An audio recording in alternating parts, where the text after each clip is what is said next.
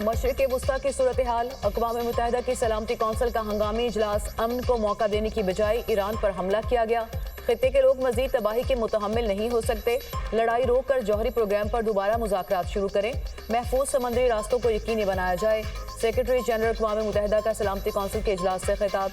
Antonio Guterres के अमरीकी हमले पर ईरान के हक में बयान पर रिपब्लिकन सेनेटर टेड क्रूज आग भगोला।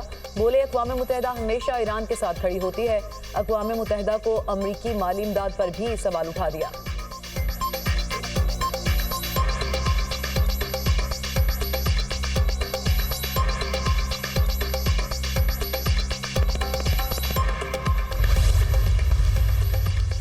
पाकिस्तान की ईरानी जौहरी तनसीबात पर हमलों की मजम्मत। ईरान से मुकम्मल यकजहती का इजहार। पाकिस्तान का फौरी और गैर मशरूत जंगबंदी का मुतालबा।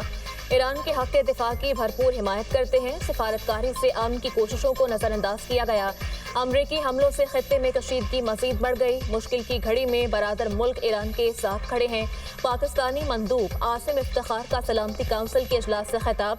अमरीकी कायम मुकाम एलची ने अपने खिताब में कहा, ईरान ने सिफारतकारी की कोशिशों को दीवार से लगाया। हमलों का मकसद ईरान की जौहरी सलाहियत को रोकना था। ईरान को किसी सूरत एटमी हथियार बनाने की इजाजत नहीं दे सकते।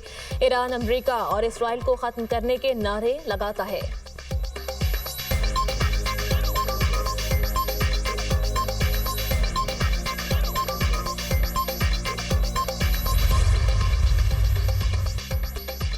अमरीका का हमले के बाद ईरान में निज़ाम हुकूमत की तब्दीली का इशारा। रजीम चेंज की इस्लाह का इस्तेमाल सियासी तौर पर दुरुस्त नहीं समझा जाता। ईरानी हुकूमत मुल्क को दोबारा अजीम बनाने में नाकाम है तो फिर निज़ाम की तब्दीली क्यों ना हो।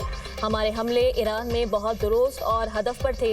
ईरान में जौहरी तनसीबात को पहुंचने वाला नुकसान इंतहाई शदीद बताया जा रहा है। अगर तेहरान एटम बम बना लेता तो इस्तेमाल भी करता। अमरीकी सदर डोनाल्ड ट्रंप का ट्वीट। जौहरी मकामात पर हमले की कामयाबी पर खुशी का इजहार। अमरीकी सदर आज व्हाइट हाउस में अपनी कौमी सलामती कमेटी से मुलाकात करेंगे।